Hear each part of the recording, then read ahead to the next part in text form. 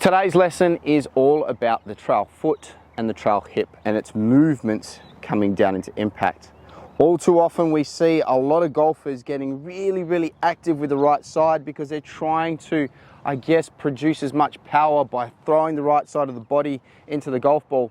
But in you doing this, it's going to lead to two specific faults. Now, for the person who has that slightly higher handicap, if we're getting the right side moving forward quite a fair amount, we're having an issue where we're going to be coming over the top.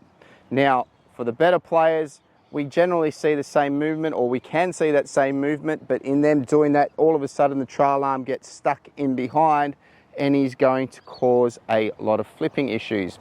Now, we need to talk about the cause that causes this issue, and generally it does come from the fact that you're just trying to hit the ball too hard. We're trying to push from the right side of our body, trying to get some sort of acceleration into the golf ball.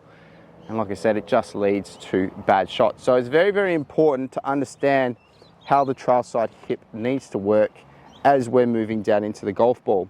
Now, there are a couple of moves that you do need to investigate.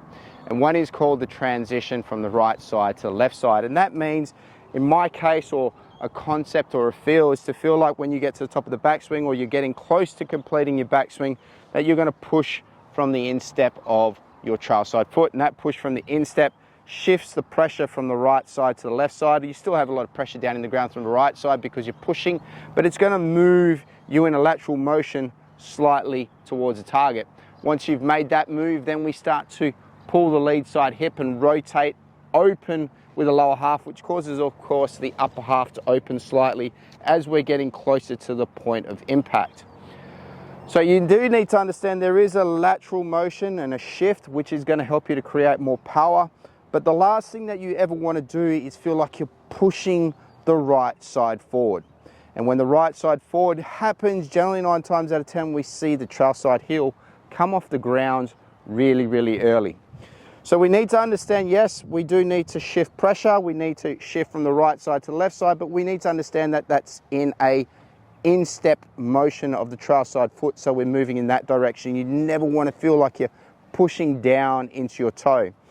So a really good step drill that you can do to help you get an understanding of shifting of pressure is to occasionally from now and then take a club, stand with your feet together, take a backswing back, step forward with the left foot, and then simply swing through. That simple motion there starts to give you that sensation of lateral motion moving towards a target, rather than a pushing motion with the trail side foot. So do a few drills like that, just simply working with that stepping motion, swing back, step forward, swing through. And then from there, go up to a golf ball and try and put that sort of sensation into play of keeping the trail side foot down a lot longer, more pushing off the instep than actually pushing into the trail side toe. So if you can work that feel in, you start to get much better contact. But then if you want to take that drill to the next level where you still feel like that trail side heel is coming off the ground, go to your golf bag and grab your lob wedge. Again, take your setup, and what you're going to do with this specific drill is you're going to put your wedge face underneath your trail side foot. First of all, get into a good setup position, or even if you're going to do some practice swings first, get that wedge sitting under that trail side foot, and you'll notice straight away, because you're doing that, the shaft of the golf club is now up off the ground. And what you're trying to feel is you're going to try and keep that shaft up off the ground for as long as you possibly can before dropping it when you come to a complete finish.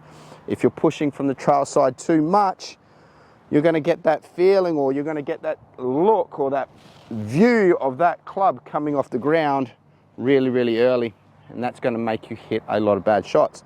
So like I said, you can do the step drill to give you a little bit of a concept and an idea of what the shift change needs to be. But then if you're still struggling with it, go get your sand wedge, stick it under your trail side heel, set up to a golf ball first, like I'm doing now, then put it under that trail side heel, and really work on the feeling or concept of keeping that handle of that golf club off the ground really long through the swing. You want to hear that club drop on the ground almost to the point where you're almost at the finish. That's going to accentuate the feelings. And I always say that to students, you need to really, really go to an extreme to change a feel in your golf swing. So try the step drill, incorporate the wedge underneath the trail side heel, start to get that right side in control and keep it back a little bit longer as you're transitioning down instead of moving forward and causing you to come over the top or get stuck. All right guys, try that one out. Let me know how it goes for you by leaving a comment down below. Make sure you like this video, it helps me get the content out, share it, and then also we'll see you next time on the channel when the next video comes out.